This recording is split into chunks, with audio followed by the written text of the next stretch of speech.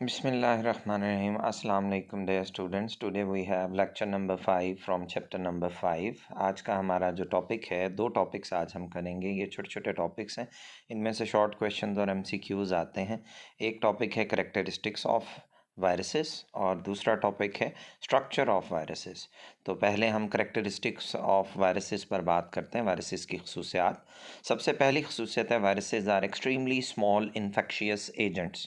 Viruses जो होते हैं ये काफ़ी छोटे साइज़ के डिज़ीज़ कॉज करने वाले, इन्फेक्शियस डिज़ीज़ कॉज करने वाले एजेंट्स इन्हें कहा जाता है। एजेंट का वर्ड या पार्टिकल का वर्ड वायरस के लिए इसलिए इस्तेमाल होता है क्योंकि ये लिविंग करैक्टर भी रखते हैं और नॉन लिविंग करैक्टर भी रखते हैं।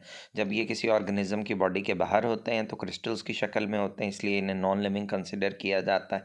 जब ये किसी ऑर्गेनिज्म की बॉडी के अंदर होते हैं तो ये लिविंग करैक्टर रखते हैं, ये रिप्रोड्यूस करते हैं। तो viruses are extremely small infectious agents. ये बहुत छोटे साइज़ के इन्फेक्शंस डिजीज़ कॉज करने वाले एजेंट्स हैं which can only be seen under an electron microscope. तो पहला करेक्टरिस्टिक इनका ये है कि ये साइज़ में इतने छोटे हैं कि इनको देखने के लिए हमें इलेक्ट्रॉन माइक्रोस्कोप की ज़रूरत पड़ती है, या आम माइक्रोस्कोप में नज़र नहीं आते। The range in size from 250 nanometre of pox virus. ये इनका साइज स्टार्ट होता है 250 नैनोमीटर के सबसे छोटे वायरसेस हैं जिन्हें पॉक्स वायरसेस कहते हैं। 1 नैनोमीटर 10⁻⁻⁹ मीटर्स के बराबर होता है to the 20 nanometre of parvo viruses. तो जो सबसे बड़े साइज़ के वायरसेस हैं वो 20 नैनोमीटर के होते हैं, उन्हें पैर्वो वायरसेस कहा जाता है। तो वायरसेस का साइज़ 250 से 20 नैनोमीटर के दरमियान होता है। 250 के स्मॉलेस्ट वायरसेस पॉक्स वायरसेस हैं और 220 नैनोमीटर के सबसे बड़े वायरसेस पैर्वो वायरसेस कहलाते हैं। They are 10 to 1000 times smaller than most bacteria. ये अक्सर बैक्टीरिया से 10 से 1000 गुना छोटे होते हैं। So they can pass through the pores of filter from which bacteria can not pass. तो दूसरा करेक्टर इनके साइज़ के बारे में था। ये बैक्टीरिया से 10 से 1000 गुना छोटे हैं, इसी वजह से ये फिल्टर के पोर्स में से गुजर जाते हैं जिनमें से बैक्टीरिया नहीं गुजर सकते। Viruses can not be grown on artificial medium. Viruses को आर्टिफिशियल मीडियम पे हम ग्रो नहीं कर सकते। दे कैन रिप्रोड्यूस, उसकी वजह क्या है, उसकी वजह ये आगे बताई जा रही है। They can reproduce only in animal and plant cells और इन माइक्रो ऑर्गेनिज्म। इनकी रिप्रोडक्शन के लिए इन्हें या तो एनिमल सेल की ज़रूरत है या प्लांट सेल की या किसी माइक्रो ऑर्गेनिज्म की ज़रूरत होती है। Where they reproduce by replication, जहाँ पर ये अपनी रिप्रोडक्शन रेप्लिकेशन के अमल के ज़रिए करते हैं। रेप्लिकेशन क्या है? A process by which many copies और रेप्लिकास, कॉपीज़ का ही दूसरा लफ्ज़ है रेप्लिकास, और वायरसेस आर फॉर्म्ड। तो रेप्लिकेशन वो अमल है जिसके ज़रिए वायरस अपनी कॉपीज़ बनाता है या रेप्लिकास बनाता है। दस द वायरसेस आर, इस करेक्टर की वजह से वायरसेस को ऑब्लिगेट इंट्रा सेलुलर पैरासाइट्स कहते हैं। ऑब्लिगेट का मतलब होता है स्ट्रिक्ट, इंट्रा सेलुलर मतलब विद इन द सेल। ऐसा पैरासाइट जो अपने किसी सेल के अंदर रेप्लिकेशन करता हो, रिप्रोड्यूस करता हो, जिसको आर्टिफिशियल मीडियम पे ग्रो ना करवाया जा सकता और जो अपने होस्ट के बगैर जो है वो ना रह सके। तो ये होस्ट के बगैर ज़िंदा तो नहीं कहलाते आर्टिफिशियल मीडियम पे, लेकिन इन्हें ग्रो नहीं किया जा सकता। इनको ग्रोथ करने के लिए किसी ऑर्गेनिज्म की या सेल की ज़रूरत होती है। तो ये बड़ा इंपॉर्टेंट फीचर है, शॉर्ट क्वेश्चन में आता है। What are why viruses are obligate intracellular parasites. तो इसका जवाब है they cannot be grown on artificial medium. They reproduce only in animal or plant cell or in microorganism where they reproduce by replication. Viruses lack metabolic machinery for the senses. उसकी वजह क्या है कि ये जो है वो होस्ट के बगैर जो है वो रेप्लिकेट नहीं करते, क्योंकि इनके पास अपनी बायोसिंथेटिक मशीनरी नहीं है जिसके ज़रिए ये अपना न्यूक्लिक एसिड या प्रोटीन बना सकें। तो ये जिस होस्ट में या जिस सेल में होते हैं उसकी मशीनरी का इस्तेमाल करते हैं। They depend on the host to carry out these vital functions. तो ये अपने होस्ट पर, मेज़बान पर, जिस सेल में ये रेप्लिकेट करते हैं उस पर इन्हसार करते हैं, उसी से अपने न्यूक्लिक एसिड और प्रोटीन बनवाते हैं। During reproduction in the host cell, जब ये अपने होस्ट सेल में रिप्रोड्यूस कर रहे होते हैं, वायरसेस में कॉज डिजीज़, तब ये अपने होस्ट को बीमार भी कर सकते हैं। तो all viruses are generally resistant to broad range of available antibiotics. तमाम वायरसेस जो हैं वो काफ़ी वसी रेंज के एंटीबायोटिक्स जो हैं उनके अगेंस्ट इनमें रेजिस्टेंस पाई जाती है, मज़ामत। जैसा कि पेनिसिलिन के ख़िलाफ़ इनमें रेजिस्टेंस है, स्ट्रेप्टोमाइसिन के या दूसरे जो अवेलेबल एंटीबायोटिक्स हैं। तो ये इनके करेक्टरिस्टिक्स हैं। पहला करेक्टर इनके साइज़ के हवाले से है, इन जिसके ये आम माइक्रोस्कोप में नज़र नहीं आते। दूसरा करैक्टर इनका साइज़ की रेंज बताई गई है। तीसरा करैक्टर जो है इनका कंपैरिजन है साइज़ का बैक्टीरिया के साथ। चौथा करैक्टर इनका ऑब्लिगेट इंट्रासेलुलर पैरासाइट होना। और पांचवा करैक्टर जो है वो इनकी अपनी बायोसिंथेटिक मशीनरी नहीं होती, ये होस्ट पर डिपेंड करते हैं और ये बीमारियां पैदा करते हैं, इनका छठा करैक्टरिस्टिक है। और सातवां ये रेजिस्टेंट टू डिजीज़ होते हैं। तो ये 7 करैक्टरिस्टिक्स आपने याद करने, इस टॉपिक में से आपकी असाइनमेंट है, याद करके आपने लिखना है। इसके बाद हम अगले टॉपिक की तरफ आते हैं, द स्ट्रक्चर ऑफ वायरसेस। एक कंप्लीट मेच्योर और इन्फेक्शियस पार्टिकल जो है उसे वायरियन कहा जाता है। एक मुकम्मल जो वायरस होता है जो इन्फेक्शन कॉज कर सकता है, मेच्योर होता है, उसे हम वायरियन कहते हैं। द वायरियंस आर कंपोज्ड ऑफ, एक वायरियन जो होता है उसमें एक सेंट्रल कोर होता है न्यूक्लिक एसिड का, आइदर या तो डीएनए होगा या आरएनए होगा, इसे जीनोम भी कहते हैं। और इस कोर के, न्यूक्लिक एसिड के जीनोम या कोर के बाहर की तरफ एक कोट प्रोटीन का बना हुआ होता है जिसे कैप्सिड कहते हैं।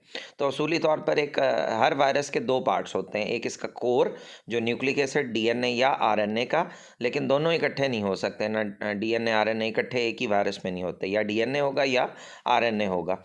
और इस कोर के बाहर कोट होगा जो कि प्रोटीन्स का बना होगा जिसे कैप्सिड कहते हैं। कैप्सिड जो है it gives definite shape to the virion, ये वायरियन को एक मखसूस शक्ल मुहैया करता है। Capsid is made up of protein subunits, capsid छोटी छोटी प्रोटीन की यूनिट्स का बना होता है जिन्हें कैप्सोमियर्स कहा जाता है। तो कैप्सिड से छोटी यूनिट कैप्सोमियर है। हर वायरस में नंबर ऑफ कैप्सोमियर्स जो है वो characteristics of a particular virus है, यानी ये एक फिक्स तादाद हर एक वायरस में होती है। फॉर एग्जाम्पल जो herpes वायरस है, 162 capsomeres are present in the capsid of herpes virus and 252 in the capsid of adenovirus। ये MCQs में बोर्ड में आ चुका है कि herpes वायरस के कैप्सिड में 162 कैप्सोमियर्स होते हैं और एडिनो वायरस के कैप्सिड में 252 कैप्सोमियर यूनिट्स होती हैं, विच ये जो एडिनो वायरसेस हैं ये कॉमन कोल्ड्स कॉज करते हैं। herpes वायरस जो है ये herpes सिम्प्लेक्स की डिजीज़, जो कि इस चैप्टर के एंड पे हम पढ़ेंगे। In some animal viruses the nucleocapsid, यानी nucleic acid plus capsid is covered by another membrane derive from the host cell. तो कुछ वायरसेस होते हैं, खासतौर पर जो एनिमल वायरसेस हैं, तमाम एनिमल वायरस तो नहीं, चंद एनिमल वायरसेस, उनमें न्यूक्लियो कैप्सिड यानी कोर और कैप्सिड इसके बिल्कुल बाहर की तरफ पूरे का पूरा वायरस एक मेम्ब्रेन के अंदर एनक्लोज्ड होता है जिसे हम एनवेल्प कहते हैं। तो ये तीसरा हिस्सा है, ये सब वायरसेस में नहीं होता। ऐसे वायरसेस जिनमें इन्वेल्प नहीं होता उन्हें नॉन इन्वेल्प्ड वायरसेस या उन्हें नेकेड वायरियंस कहा जाता है। तो जिनमें इन्वेल्प होता है उन्हें इन्वेल्प्ड वायरसेस कहते हैं। एनिमल एंड प्लांट वायरसेस में भी पोलीहिड्रॉन, अब इनकी शेप्स बताई जा रही है। एनिमल और प्लांट वायरस, पोलीहिड्रॉन का मतलब होता है हैविंग मैनी साइड्स, बहुत सारी अतराफ वाले। हेलिकल यानी स्प्रिंगनुमा हो सकते हैं, इन्वेल्प्ड हो सकते हैं या कम्प्लेक्स हो सकते हैं।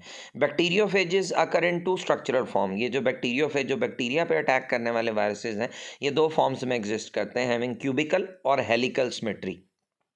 या ये क्यूब नुमा होते हैं या हेलिकल स्प्रिंग नुमा होते हैं। इन जनरल अपीयरेंस जो क्यूबिकल फेजेस हैं आर रेगुलर सॉलिड, वो ठोस सॉलिड्स की तरह होते हैं, और आइकोसाहिड्रल भी हो सकते हैं। जो क्यूबिकल हैं ये सॉलिड या आइकोसाहिड्रल, आइकोसाहिड्रल का मतलब होता है हैविंग 20 फेसेस, जिसके 20 अतराफ हों। और हेलिकल फेजेस जो दूसरी टाइप के बैक्टीरियोफेजेस हैं ये रॉड शेप्ड होते हैं। क्यूबिकल रेगुलर सॉलिड या आइकोसाहिड्रल होते हैं और हेलिकल फेजेस रॉड शेप्ड होते हैं। Many phages consist of head and tail, बहुत से बैक्टीरियोफेजेस ऐसे हैं जिनके 2 हिस्से बॉडी के होते हैं, एक हेड और एक टेल होता है। जैसा कि आप ये टी इवन कुली फेज तस्वीर में देख सकते हैं, इसका ऊपर जो है एक हेड है और नीचे ये जो आपको धागे नज़र आ रहे हैं दीज आर टेल फाइबर्स। इसके बाद जो है